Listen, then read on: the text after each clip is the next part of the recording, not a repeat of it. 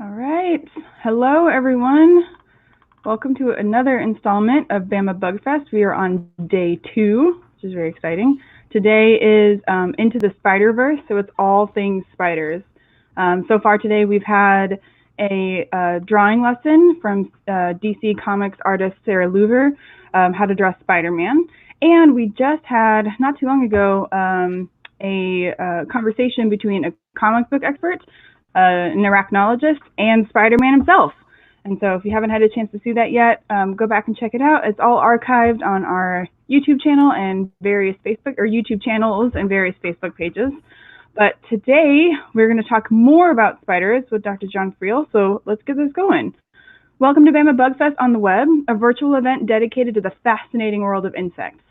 Bama Bug Fest on the Web is a collaborative event brought to you by UA Museums, the Mildred Western Warnervelt Transportation Museum, the Alabama Museum of Natural History, the Department of Research and Collections, UA Rogers Library, and the Tuscaloosa Public Library. We are offering 9 total days of bug-themed content starting July 7th and ending July 25th. For a full schedule of events, you can visit the event website at www.bamabugfest.org. And today we are going to talk about 8-legged facts about spiders with Dr. John Friel, the director of the Alabama Museum of Natural History. You might remember him from the first day of Bug Fest, where we talked about what it makes an insect and what makes a bug a bug. And so he's here to tell us a little bit more about spiders. How are you doing today? I'm doing great. This is actually my favorite day of the whole Bama Bug Fest this year. As you know, Allie, bugs, I love bugs, but in particular, I really like spiders. And while I'm not a professional arachnologist like Dr. Echeverry, who we had in the earlier live stream, I'm a really passionate amateur enthusiast. So I'm going to try to share some stuff, answer some questions for you, do a little deep dive into spiders today, continuing. Last time I talked about bugs in general. Today we're just going to look at one set of bugs, the spiders. So without further ado, I'll go ahead and get started. Okay, again, let me get your screen. I'll have some time for questions at the end. And Allie, you can monitor our Facebook feed and the YouTube feed to see whether any questions come in. And at the end of it, I'll actually be back at 7 for our live wrap-up today. Another opportunity if you've got any questions, particularly about spiders, that we can address.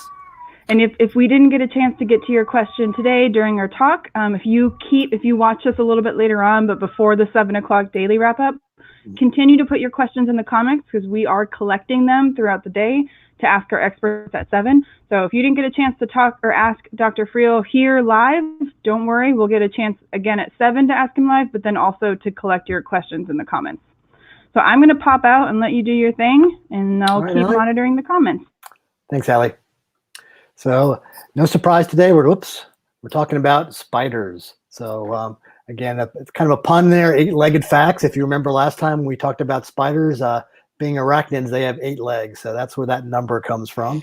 One thing I want to start off with, because while I love spiders, I know that some people are terrified of them. And I sometimes have to remind myself, because I have absolutely no fear of spiders, but it's a very common phobia the public has. It's almost as common as a fear of snakes, which is called a ophidiophobia. So those 2 phobias are 1 and 2 for people's phobias around the world. So today, I think the first idea maybe or step in coming over that phobia is just learning about them. They're not as scary as a lot of people think they are. So today I'm just going to give you some basic facts about them, some interesting biology. There's so much I can't cover all of it, but just give you some basics, hopefully pique your interest in spiders. And then the idea is that you want to learn more about them. And we'll look at some of the other content we're generating about spiders for this year's Bama Fest. So I love these. Like I said, if you saw my earlier talk, I've been posting bug memes throughout my talks because I love them myself. And I think they kind of connect with people. So this little raptor here is asking a great question. If Spider-Man had arachnophobia, would he be scared of himself? And I found online, this is an actual toy you can buy. This is a case where if you're a grammar person, you will love this, because this is where grammar is important. If instead of covered in Spider's Man with a hyphen, if you put a comma in there, you get something like this. So this is a case where actually Spider-Man may be showing signs of arachnophobia.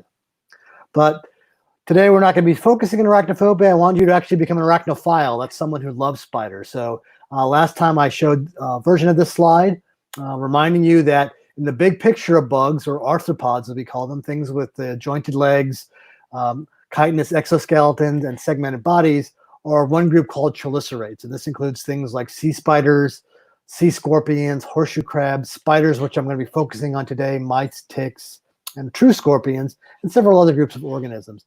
And these are all characterized by a particular set of appendages they have called the chelicerae, which are right next to the mouth. And I'll talk a little bit more of those in details, because in spiders, these chelicerae are what's going to become their fangs, which are kind of a really charismatic feature of spiders. And I've got a little jumping spider there, which has some quite large chelicerae, asking, do you even chelicerate, bro? And on the right-hand side of the picture, there's a picture of a sea spider, which are not closely related to spiders, but they are chelicerates, an ancient fossil sea scorpion, a horseshoe crab, which actually is more closely related to spiders than any of the other chelicerate groups I mentioned. And then the last picture there is a spiny orb weaver, a true spider. So that's going to be the real group we're going to be talking about today. And within chelicerates, one subgroup of those are arachnids. So I'll sometimes use arachnids for spider. It's mostly spiders, but it also includes scorpions, ticks, mites, harvestmen, and several other related groups. And as I just mentioned, now horseshoe crabs are placed within this group based on recent studies. And at the right-hand side, I have illustrations done by Thomas Shahan, the same artist that did our Bama Bugfest logo. He's a very talented photographer and artist, and he drew this kind of thing. And the different numbers correspond to different orders of arachnids. So right in the middle is a tarantula representing spiders. You might see to number 14 is a scorpion, number 13 are harvestmen, things which a lot of people confuse for spiders, but while they're related, they're not true spiders. So that's what that kind of picture shows you, some of their diversity. And the other thing is that all arachnids have 8 legs as adults. So these are kind of 8 functional legs that use primarily in supporting their bodies to locomote or walk. In some species, they have a sensory function. So at the top picture there, number 1 is what we call an amblypygid or whip scorpion. And the first pair of legs are exceedingly long, but they no longer used to support the arachnid's body. They actually are used as sensory structures. And you'll see even in spiders, while they don't have as long structures, the pedipalps, one set of these appendages that are right next to the jaws and chelicerae, also function a sensory role. And then the little picture down there is a little jumping spider asking for a hug, and then it says at the bottom, which you probably can't read, it says your face. Some people think some of these chelicerates look a lot like the creatures in the Alien series, particularly the face hugger part of them. But we're going to focus on spiders today. And here we have just a few colorful photos, again, to show you some of the form variation in body form and coloration. Not all spiders look alike, but most of them are recognizable as spiders, even to lay people. So we see examples of ground-dwelling spiders, jumping spiders, orb-weaving spiders. At the top right, some people might recognize that as a black widow, which in fact it is.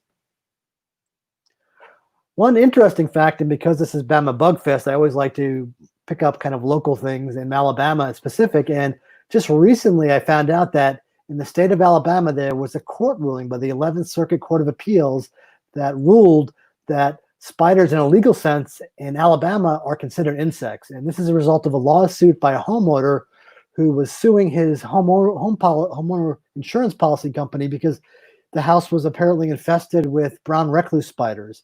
And there was a statement, at least in his policy, it excluded damage or claims that resulted from insects. So this actually got taken into the courts. And while the court agreed technically spiders were insects, in the legal sense, they sided with the insurance company and said, in the eyes of the law, spiders are insects. So if you've got an insurance policy that doesn't cover insect damage, it won't cover you if your house was to be infected by spiders. So I thought that was kind of an interesting, really Bama specific.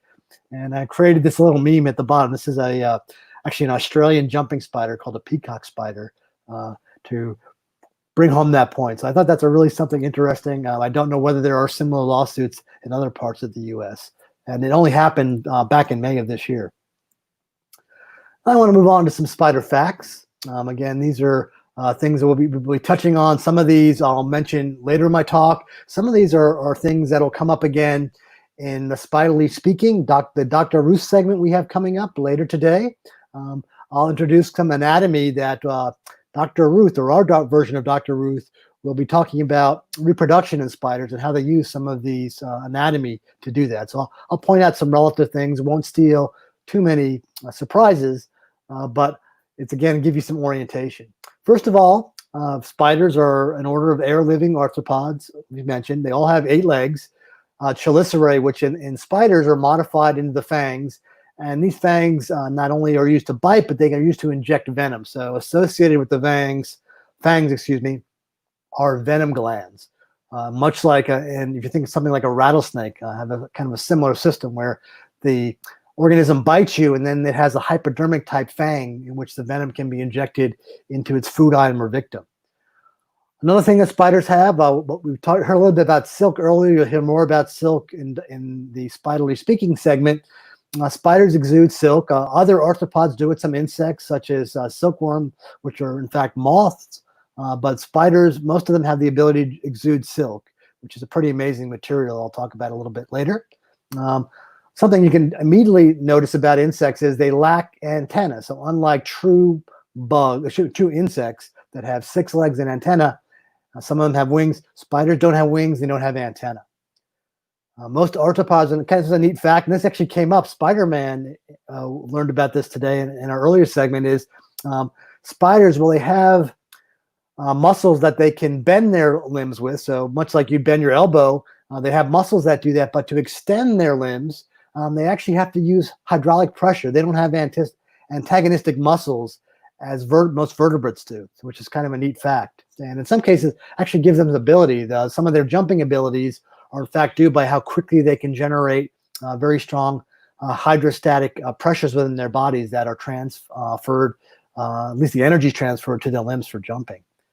They're the largest order of arachnids. They rank 7th in total species diversity among all orders of organisms, not just arthropods.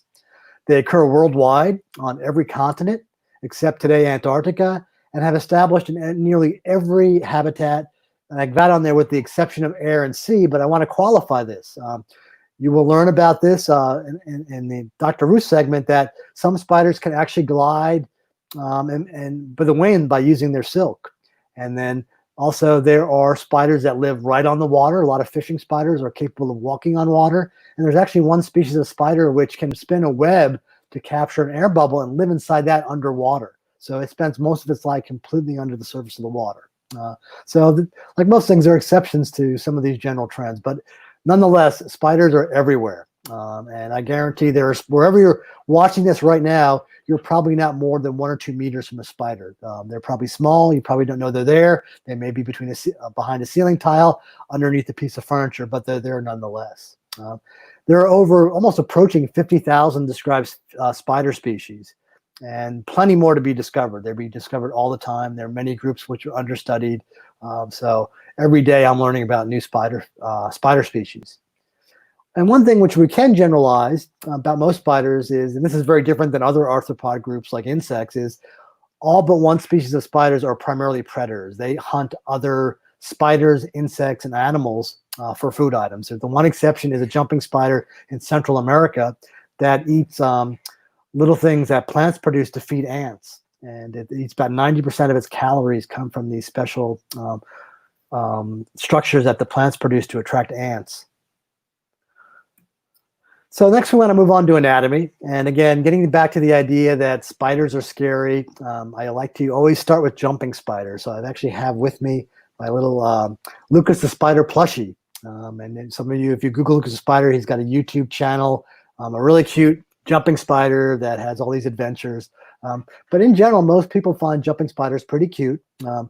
Much like my little meme at the bottom there, jumping spiders are kind of a gateway bug. Most people, if you show them pictures of spiders, they always say jumping spiders are the cutest. And there's memes about their anatomy. I love this one about their anatomy. This particular jumping spider has lovely lashes, blinkies, fuzzbum, scuttlers, tappataps, and nom-wigglers for its little pedipalp. So as spiders go, these are about as cute as they get. And if you have trouble looking at other spiders, just start Googling. There are pictures of jumping spider anatomy. Their behavior is amazing. But I just wanted to start with that. But we'll delve now into the real spider anatomy, kind of the more technical stuff. So I've got two illustrations here. On the left is a dorsal view of a generalized spider. And on the right is a close-up of the ventral or underside, where you can see the belly of the spider. On the left-hand side, there are little color figures that are showing you just some of the variations. So in different spider families, this body form is kind of modified. So you'll see the shape of the abdomen may be very different. The length of the legs relative to each other changes. So just to give you some idea of the variation. But again, all spiders have 4 pairs of functional legs. These all attach to one of their body segments called their cephalothorax or prosoma. So that's what's labeled on the figure here. And that also bears, in addition to all 4 pairs of legs, 2 additional pairs of appendages. The chelicerae, remember these are chelicerates, so spiders have chelicerae, but in spiders, these are used as fangs. And on the right-hand side, you can see at the top of the diagram, you can see that the tip of the chelicerae being the fang of the chelicerae, and there's a little kind of insert showing you the head of a spider with its eyes above it, and below it, the chelicerae with the fangs. So again, just orienting you. So again, spiders are chelicerates, they have chelicerae, but in spiders, there's further modified to become venom-delivering spines. Venom-delivering apparatus, or apparati, I should say. And then next to them are these structures called pedipalps. These are sensory, and this is something you'll also find out they're used in reproduction in spiders, and particularly male spiders need pedipalps to reproduce. Female spiders don't. Besides that, they're also serve as sensory structures. And it's one way you can tell boy spiders from girl spiders as adults is if they have their pedipalps intact, they'll look very different in the males. They're modified for a specific function that Dr. Ruth is going to tell you about in a later program we're going to do. And then at the other end, I want to focus your attention on are the spinnerets. So we're going to talk about spider. And unlike Spider-Man, whose spider or silk comes from his web shooters on his wrists, on his arms, in spiders, there are modified appendages that actually are used to produce and manipulate the silk that spiders produce. So silk is a liquid that's stored inside their bodies, but when it's extruded, it becomes solid and forms the silk that spiders use for so many things. And spiders are used for more than webs, as you'll learn a little bit. The other thing I want to point out on this diagram is that you may have noticed that many spiders have lots of eyes. So I'll talk a little bit more about that in a minute. But again, the points I want you to remember about spiders: 4 pairs of functional legs. They've got chelicerae that they use as fangs to inject venom in their prey. They have these sensory limbs, kind of little legs that are called pedipalps that are sensory and are also used in reproduction. And then on their abdomens, they have several spinnerets that they use to exude and lay down their silk for whatever structure they're going to build with it. Talking about fangs, I just want to talk a little bit about venom. Here's kind of a cross-section showing you what a spider chelicerae looks like. So it's drawn kind of in cross-section, but you can see the gland is all internal, but it's got a connection through the fang, and the fang itself is hollow. So the fang is the pointy bit that will go into the prey. Once it bites it, the spider can squeeze out some of that poison, and the poison does 2 things. It subdues the prey, and in some spiders also helps with some of the digestion of the spider. And then below that, you might notice there's some little, what they call cheliceraal teeth. So at the base, or on the basal segment of the chelicera, spiders can also use that to kind of chew up their prey. Spiders aren't very good at chewing up their prey. They basically have to also kind of vomit up a little bit of digestive juice that helps digest the innards of their prey, and then they kind of slurp that up. So again, spiders, unlike other arthropods, aren't good about chewing up their prey items. But there are, people worry a lot about spiders because the vast majority of them are venomous. But spider bites are incredibly rare, and only a minuscule proportion of spiders are medically significant. That is, they have venoms which will affect humans in a medically significant way. So this kind of spider bite, I Googled something on spider bites, and this was an image I saw that I think really it shows these are all valid responses you might have to a spider bite, but it really blows out of proportion the kind of things that most people will experience. And many things that are claimed to be spider bites in fact, aren't spider bites. There are other things. Like I said, there are people that are bitten by spiders, but typically you have to be handling the spider, maybe accidentally touch it. It's not going to come on you and bite you unprovoked. And I'll show you a few pictures now of real spiders, because the kind of two spider groups we need to worry about here in Alabama that are medically significant are brown recluse spiders. These live in homes, and there are many recluse spiders in homes that produce no issues. Somehow homes have more than others. One way to recognize them is they typically have kind of a darker violin-shaped brown spot on their cephalothorax region, and often have a darker. There are other spiders that look like this, so not all brown spiders are recluses, but this is what they look like in general. So this group if they bite you, their venom can produce a necrosis on your skin. You will have an obvious reaction on the skin, but bites are incredibly rare. Deaths from them are exceedingly rare. The other group are the widow spiders, black widows and the related brown widows. These, again, are very common in Alabama, not so much in homes, but you can get them in your homes. I often find them outside my home in Tuscaloosa. They generally are, as adults at least, are black like this. And on the ventral surface, they have this kind of hourglass red shape. So this is where the black widow theme comes from. We've got actually a program next week where we'll be talking with Black Widow herself, the comic book character, about some of the commonalities between the biology of black widows and black widow spiders. And again, there are a lot of spiders that look like black widows, especially if you just see the dorsal surface without seeing their belly. There are false black widow spiders that are also very common in Alabama. So the little meme down there I have is just reminding people that not every black spider you see is going to be a black widow, but they are out there. I find them a lot outside in public parks, around, for some reason, like garbage containers or outdoor structures. They're really common. And I usually see their webs before I will actually see the spider itself. They tend to hide during the day and just come out at night when they're feeding. Spider eyes are something else that I think, if you're into spiders, are really fascinating because there's so much variation. And then what I've got here is just a little diagram. Don't worry about learning the particular patterns or the names of the eyes, but spiders can have up to 8 separate eyes. And they're kind of can be all over the head. If you watch the last segment on jumping spiders, you learn that much like Spider-Man, jumping spiders have this spidey sense, and in a jumping spider, they have actually eyes in the back of their head, so they can actually detect movement behind them. They have a 360-degree vision field. So if you think about spider eyes, and they also can tell you something about the group of spiders. So on the right-hand side, I have some excellent illustrations done by the same artist, Thomas Shahan. I showed you earlier his illustration of different arachnid groups. He's actually the same artist that designed our Bama Bugfest logo. This is what they look like in different groups, and you can tell a lot about spiders by their eyes. So in general, most spiders have pretty poor vision. The eyes are relatively small to them. They can detect kind of shadows, but there are some groups which have really good vision, and these tend to be the kind of specialized predator spiders that aren't relying on their webs to capture prey. They are having to track prey. So things like wolf spiders, things like jumping spiders, and things like net casting spiders. The 3 examples that are shown here have really big pairs of anterior and medial eyes, and they actually have really good vision.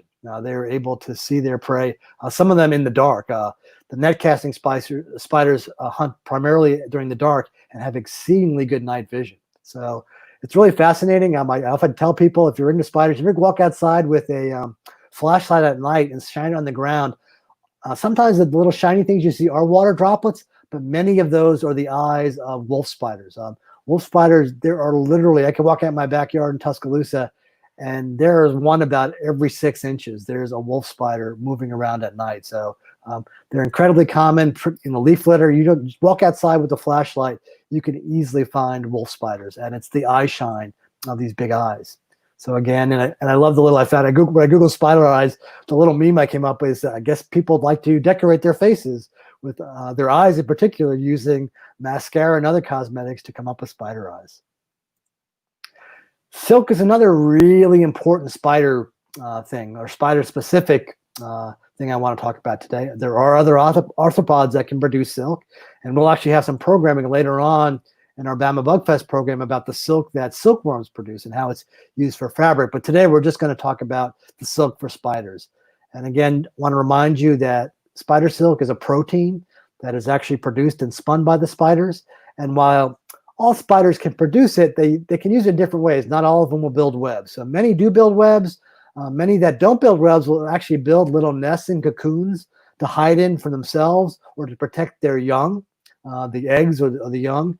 And they also will use the prey sometimes to capture prey and to wrap it up. And this figure I found online shows some of the variation. So at the very bottom are some examples of some primitive spiders, things like tarantulas and ground-dwelling spiders that live in burrows. And some of those can produce silk. So a lot of tarantulas will produce silk hiding spaces. Some of them will actually have little feeler silks that come out of their hole. So that's one way to use them.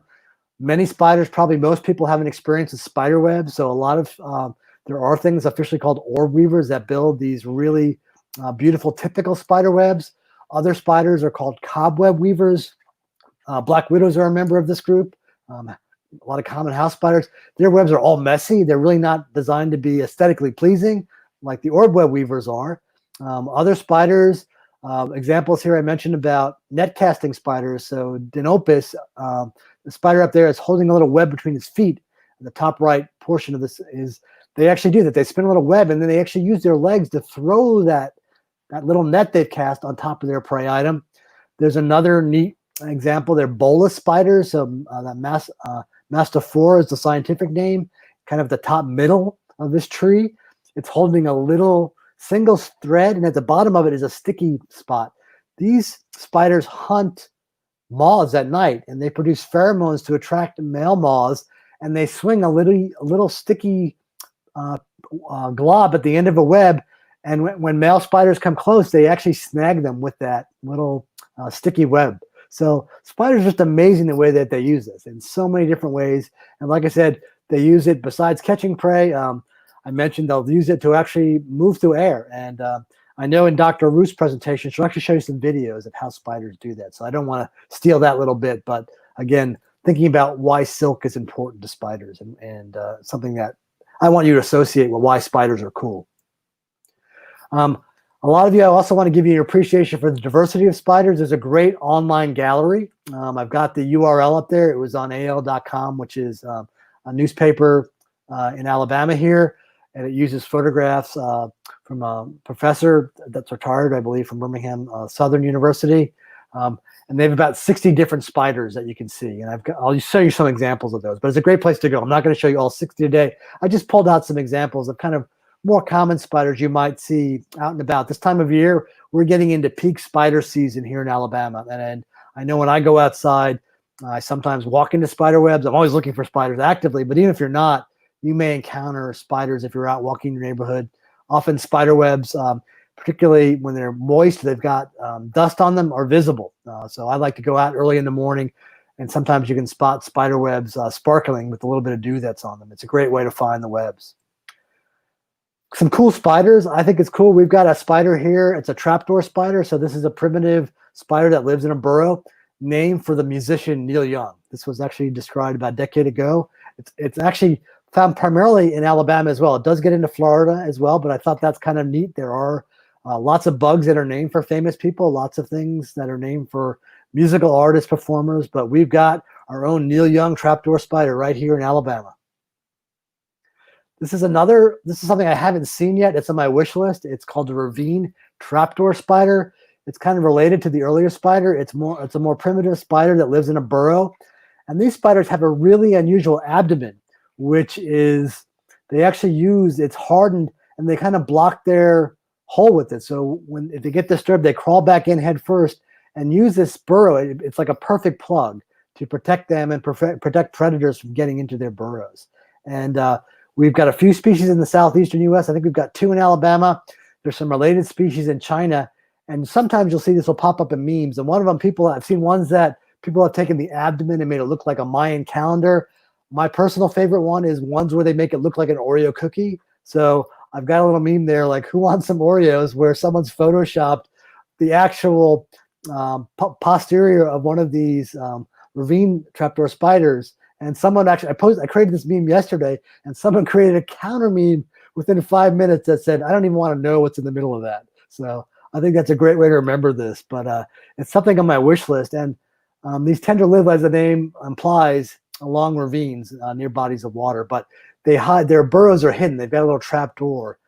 So people that find these, they find them by using like a leaf blower to blow over the top of the hole to find these spiders. Just a really cool spider that we have here throughout Alabama, that while you don't often find them, people occasionally do find them in their backyards.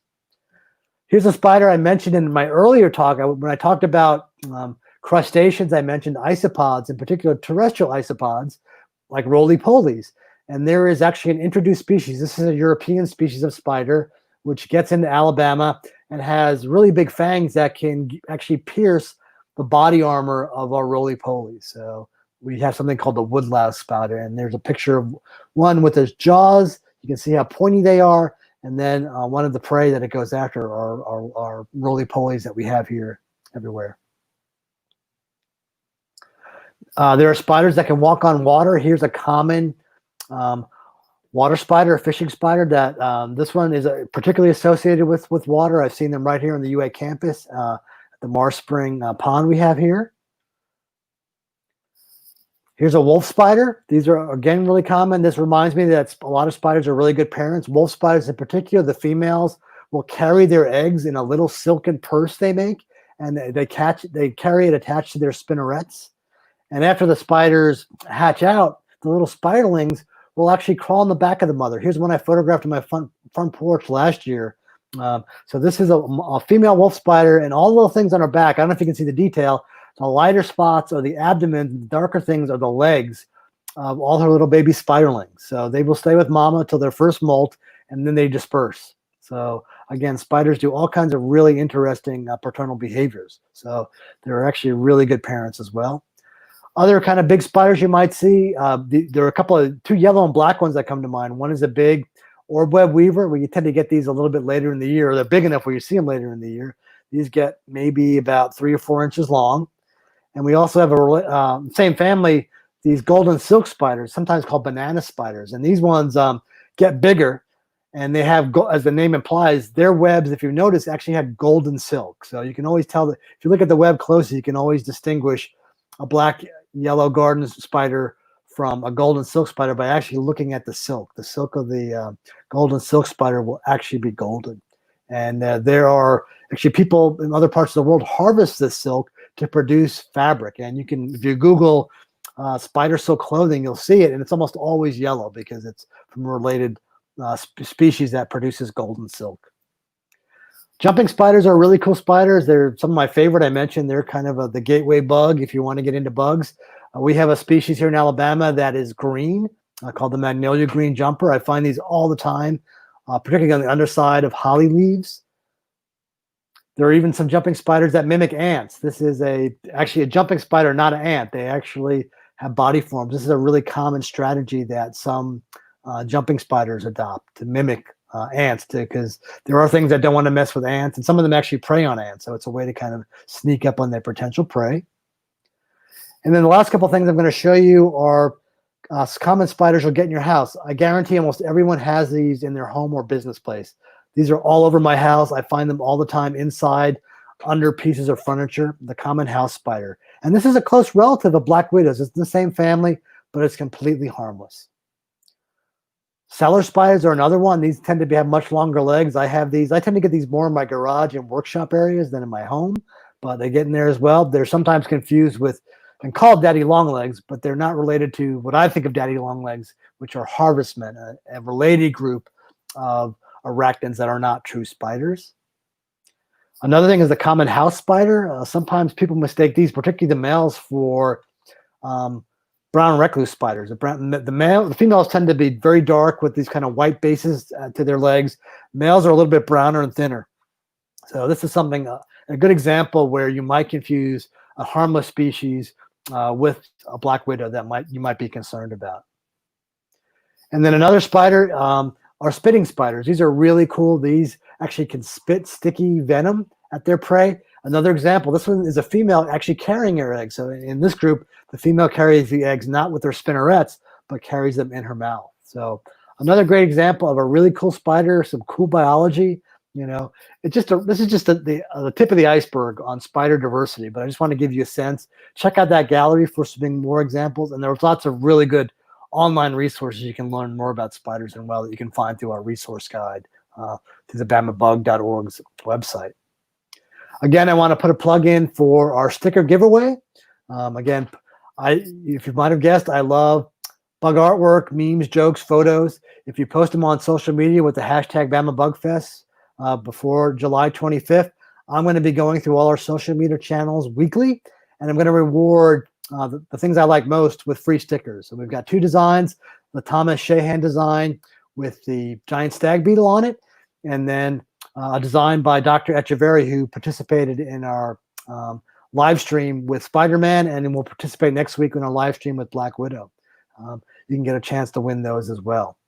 I also want to put a plug in for, after this ends, we're going to release our Spiderly Speaking with Dr. Ruth segment, where our representative from the UA Museums, Dr. Ruth, played by our collections person, Mary Beth Prodzinski, she's going to be telling you all about spider sex. And we'll tell you some more details about, I mentioned earlier, I had to throw in a little meme, and the little meme at the bottom is actually a male spider. And if you look closely at it, it's actually missing one of its pedipalps. And Dr. Ruth is going to explain to you why that happened. And so definitely, if you're interested in learning more about spiders, apply some of your newly found spider anatomy knowledge when you watch that. So with that, I'm going to turn it back to Allie, and I'll take any questions that have come in.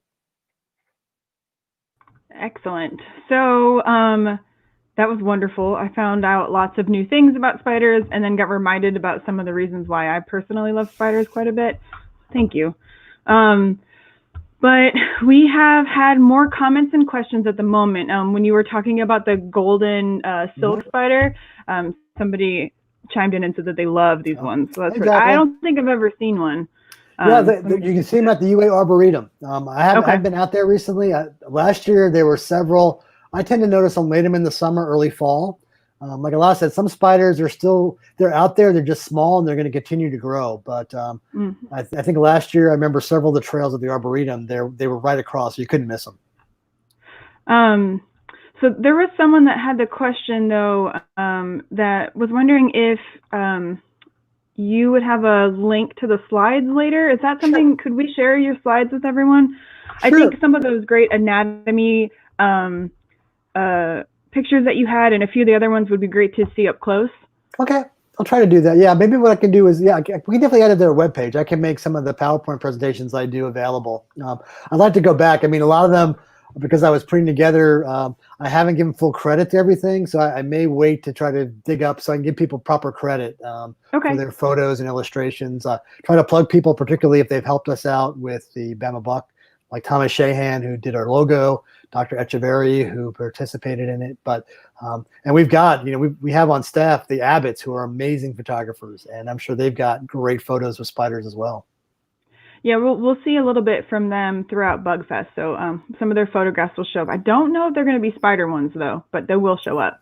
Yeah. Someone wanted to know maybe a little bit more about fishing spiders. Could you tell us a little bit more about them, maybe? These are one of my personal favorites, are fishing spiders. Yeah, so they're related. They're actually in a group called nursery spiders. And nursery spiders, they get their name because they have parental care. They really take good of their young. Even after the hatch, they actually keep them in a little web. So it really is kind of a fairy tale how they're raised. So sometimes you'll find a mother with their young. But related to them are the fishing spiders. And again, they get their name because some of the species are associated with water. Not all of them, but several of them are. And as the name implies, they can actually capture fish. They can they're able to walk on water. You often find them if you see branches and rocks along a stream or waterbed, you'll find them right along there. Sometimes, like I said, you'll find them on the water itself. And they can capture things. They can actually sense maybe a small fish moving below them, an aquatic insect, and grab them through the water. And they get quite large. Some of them, get the size of my hand. I've seen, some here. And again, they're super common. And like once you see them, you can't unsee them. There's something everywhere. Seems like a lot of things in biology are until once you realize, oh, that's what that is. And like there's one there, this one there, this one there, that one's there. I'll never forget. The very first time I ever saw a fishing spider was on one of our fossil trips, one of our Sharktooth Creek trips, and there was one at the creek, and it was massive. And I just remember not really noticing it because I was more focused on finding fossils in the water, and then turning, and this huge thing was right next to me. And our naturalist at the time, Todd Hester, had to explain what it was to me while I was slowly calming down from the shock and surprise of seeing this mammoth-sized, So I'm just curious, Allie, do you have any arachnophobia to any degree, or? Not really. I mean, no, they don't bother me too much. I won't say phobia, but I will say that I respect snakes from a distance. So I'm trying to get to know them a little bit better. But spiders, I don't know, not really. I think they're fascinating. I will say that picture that you showed of the wolf spider with the babies on the back. So I used to live in Orlando, and there was one time that we were in my friend's house in Orlando, and we didn't realize it, but we just happened to close the door that was going to the outside porch. And I guess luckily no one got hurt, but I guess we had maybe pinched or something. There was a wolf spider up in the door, and all of the babies just went everywhere. And it was the most interesting and terrifying thing that I had seen. But it was, now when I see those and I know what's crawling around in them, I will admit occasionally it takes me a second to think, oh wow, that's kind of creepy, and then walk away from it. But it's also really fascinating, A lot of not all spiders do it. Many other arachnid groups, scorpions do something similar. I've seen scorpions again outside my house that have it. Amblypygids do that. So paternal care of some sort is actually quite widespread. But like I said, in spiders, if you see them, it's typically a wolf spider. You're going to see one. You will see other spiders that carry their egg sacs, but they do it differently. Some wolf spiders do it with their spinnerets. The fishing spiders do it with their chelicerates. So they hold the egg sac in front. And so, yeah. So it's kind of neat. It's like there's I love those little details about spiders, because once I remember that, so I'll suddenly see something, and it's like, I'm not sure the species, but I know what the family is because of this one feature. So that's the way my mind works. Well, yeah, absolutely. I mean, how can you not remember now that some spiders carry all their babies on their backs? Or even, I think it's kind of cute to do it in the chelicerates in the front. But so is there a way? So if I don't have arachnophobia, is there a term for occasionally surprised by arachnids? I don't know. I mean, it's like I'm an arachnophile, so I love spiders. And I want somewhere in between those two words. Yeah, I guess you could be in between. I guess I think that's why I said, I realize for some people it's actually terrifying, and I'm fascinated by it because I have no fear of spiders or snakes or any animals, and I'm always fascinated if it's been an individual experience. My wife's family, different members of it. Some of them fear caterpillars, others fear frogs, and I've just been fascinated. There's some people claim culturally that there's a basis for it, but I don't have it, and I've always been wondering, how do you get someone in it? And I just think, how can you not love that? As jumping spiders to me are so cute. Look at that. Start by thinking about jumping spiders. I mean, when in reality, these things are vicious predators to other, things that are small to them or slightly bigger to them, but they look so cute with those eyes. We're tricked by the big eyes. So I tell people just start with that. Watch some Lucas the Spider videos. Yeah, right. But they're really cool. And then, work your way up. There are some spiders which I think are really cool that, probably I probably could tell you, pull out, if I want to scare you with some spiders, I would throw there's some scarier looking ones I could throw in there, because I'm sure, no doubt. Their legs are long, their fangs are big. There's just something about them that people are like, whoa, it's like, too many eyes, too many legs, the way they move. Right. But I love asking people when they tell me they have a phobia, why do you have that phobia? Because I think I think none of us have it. Yeah, I'm more convinced that it's kind of put into you because of the movies and TVs. Your parents tell you, oh, it's a black widow, it's a brown recluse, when it's not. It's a harmless spider. So right. And you don't realize all the good things spiders are doing. They're eating mosquitoes and other pests. So the idea is, part of it is we always come at it a very human centric. They're doing bad things for us, but they do a lot of good things. A lot of spiders keep other insects in check. We use their silk. So there's so many things about spiders that we take for granted. So hopefully some part of our audience get that message, do a little bit of more research. I mean, I got drawn into, definitely come back if you're into spider silk, the segment on silk. I think it'll be really interesting, the stuff we've got unplanned for you. Yeah, that's a great segue. So I wanted to remind everyone before we're gonna have to head out of here in just a few minutes so that we can get to Spiderly Speaking. But if you're interested in learning more about Black Widow, the comic book character, you can find out Thursday, July 16th at 2 o'clock is when we will be speaking with a comic book expert, an arachnologist, and Black Widow. And then if you are interested in learning about the silkworm, I don't think that we'll be talking about spider silk in it, but if you're interested in learning about the silkworm one, Saturday, July 25th at 4 p.m. is a segment called Fashion Bugs to Die For, and that one covers silk from insects. So it won't be spider silk, but if you're interested in that type of material, that would be a great one, and one that Dr. Friel has alluded to a couple of times. So I think it might be time for us to head over to Spiderly Speaking, John. Yeah, definitely. People jump over there. I think what's going to happen is this live stream will end, and then you'll have access on both Facebook and YouTube to the Dr. Ruth bit was pre-recorded, so it just has to be someone has to push the button somewhere. Maybe it's Allie. Are you the one that pushed the button? The button has already been pushed. It is a predetermined time. Well, great. But again, this is kind of thing like that because I just talked about anatomy, so. You'll go, oh, I just learned about that. So this is kind of a reinforcement technique. So that's why we want to have these things kind of coordinated. But again, if you have any questions, feel free to email us, or like I said, we'll do wrap up, and we may spill over. I have a sense there might be a lot of spider questions tonight, so we may not get to all of them even in our Q&A. Yeah, I'm glad you said. Please keep adding those questions to the comments.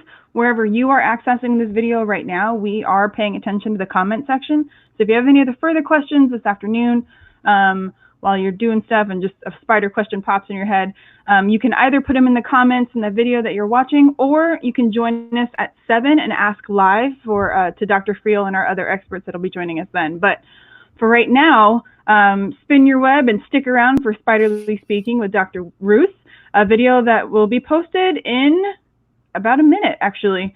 You can join Dr. Ruth as she covers just about everything you want to know about spider sex and aren't afraid to ask.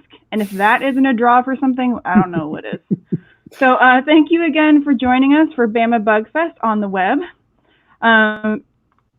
Make sure to check us out on Saturday for our Bug Meets World, a Walk in the Woods theme. Content always appears at 10, 2, 4, and the daily wrap-up at 7, and all of these times are Central Standard Time. If you aren't able to join us in for the live presentations at the times that they happen, you can always go back and watch them later through the archived videos on our social media sites and YouTube channels, as well as through the handy resource guide that can be found on our website. So please make sure to like and subscribe to all of our partners' social media pages and channels. And for a full schedule of events and list of places to access the Bama Bug Fest content, please visit bamabugfest.org. And as always, we want to thank our collaborating partners for making this event happen. And thank you for joining us today, Dr. Friel, to tell us a little bit about spiders and some of their cool facts. We appreciate you sharing a little of your time and expertise with us. So we hope to see everyone else for our next segment of Bama Bug Fest on the web. Don't forget to check out bamabugfest.org for all announcements and information Bama Bug Fest related. All right, I think I'm going to hop over to Spiderly Speaking. All right, bye, everybody. Bye. Bye-bye.